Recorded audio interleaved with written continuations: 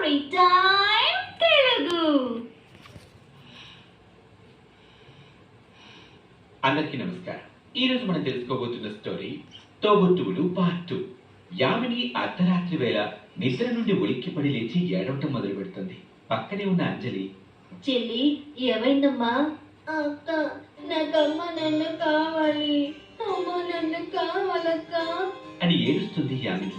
అమ్మ నాన్న దేవుడి దగ్గరికి వెళ్ళిపోయారు చెల్లి, ఇక తిరిగి రారు. అయితే మనం కూడా దేవుడి దగ్గరికి వెళదాం కదా. అలా అనకూడదు చెల్లి. అబ్బబ్బబ్బా, అర్ధరాత్రి పూట కూడా ఏమిటి గోల, నిద్రపోనివ్వకుండా. Sorry madam. ఏంటి సారీ? ఇలా అయితే మిమ్మల్ని చూసుకోవడం నా వల్ల కాదు. ఏడవకుండా నేను చూసుకుంటాను మేడం. ఏం చూసుకుంటావో ఏంటో, ఇక్కడికి వచ్చినప్పటి నుండి ఏమి తినకుండా ఏడుస్తూనే ఉంది.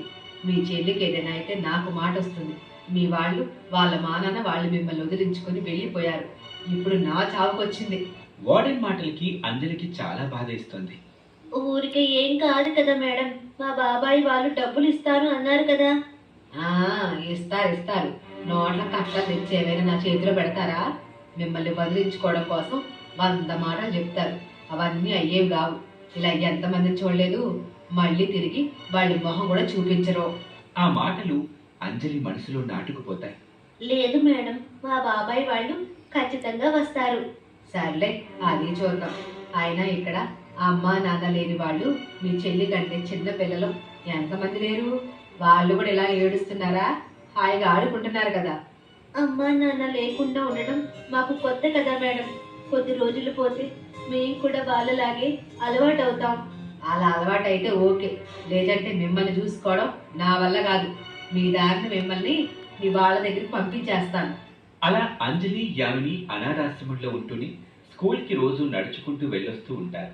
ఒకరోజు స్కూల్ అయిపోయాక ఆశ్రమంకి నడిచొస్తూ ఉండగా యామిని కళ్ళు తిరిగి కింద పడిపోతుంది.